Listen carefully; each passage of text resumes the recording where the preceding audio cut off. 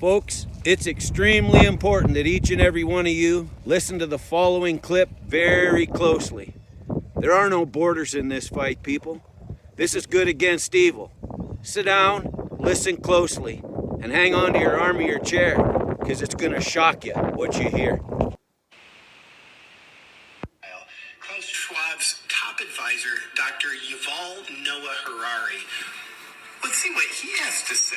Data might enable human elites to do something even more radical than just build digital dictatorships. By hacking organisms, elites may gain the power to re-engineer the future of life itself. Because once you can hack something, you can usually also engineer it. Elites hacking organisms and re-engineering life itself?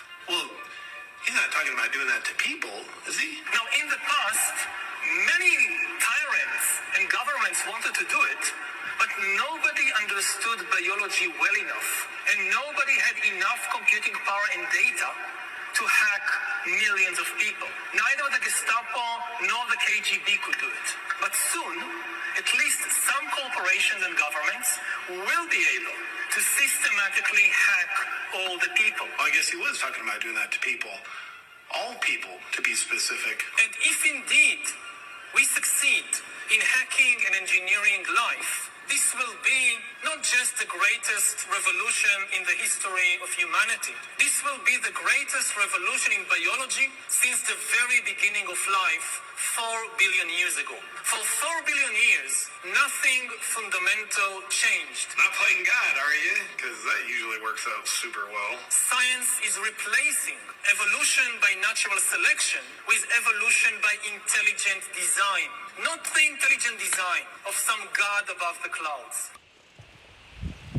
I love each and every one of you out there, and it is extremely important that we all educate ourselves, take a real serious look at what's coming straight at you, folks, straight at you. Look at the news, look at what's being suggested. You fall in line, and that fella just told you what's going to happen. I love each and every one of you.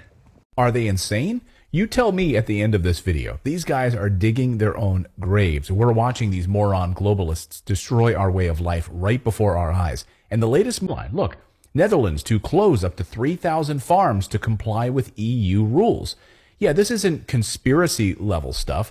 They want to get you to stop eating meat, start eating their highly processed fake food. Natural gas and oil. Europe would have uranium, but of course we cannot mine it because environmental conditions, right? Environmental restrictions and regulations.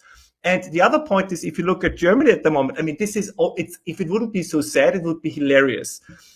Currently, while we are talking, Germany's electricity production is one of the dirtiest in the world. It's dirtier than India, it's dirtier than South Africa. They're like number 170 out of 177 nations when it comes to CO2 emissions per kilowatt hour produced.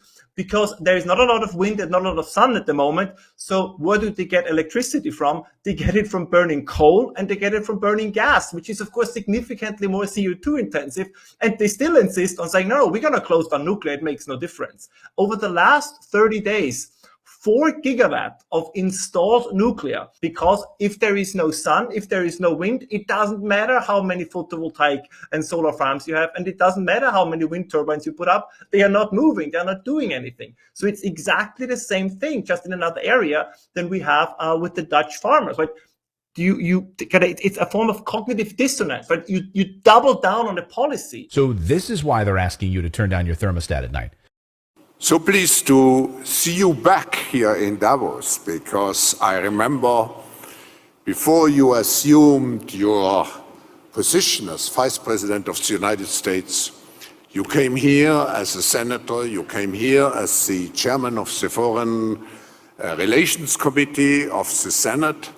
And I have to say, in my memory, you were one of the most engaged and hardest working participants here at the annual meeting. I watched you in the morning up to midnight sometimes, one engagement after the other one. I must tell you, I believe that Alberta Health Services is the source of a lot of the problems that we've had.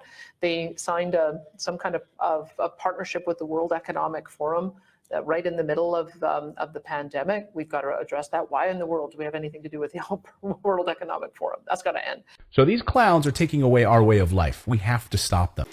And Dr. Schwab, when we had dinner the other night, you and your wife, I asked you whether you ever anticipated 22 years ago, when you started this group, that it would ever grow as large and as consequential as it's become. I have made nine other trips.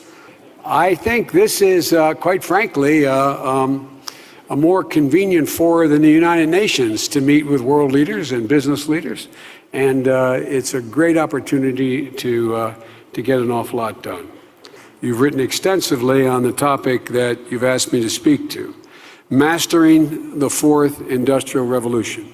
This fora defines that as change fueled by a digital revolution. But there are two questions, it seems to me, that we have to address forthrightly at the outset. First, will this revolution actually transform the global economy?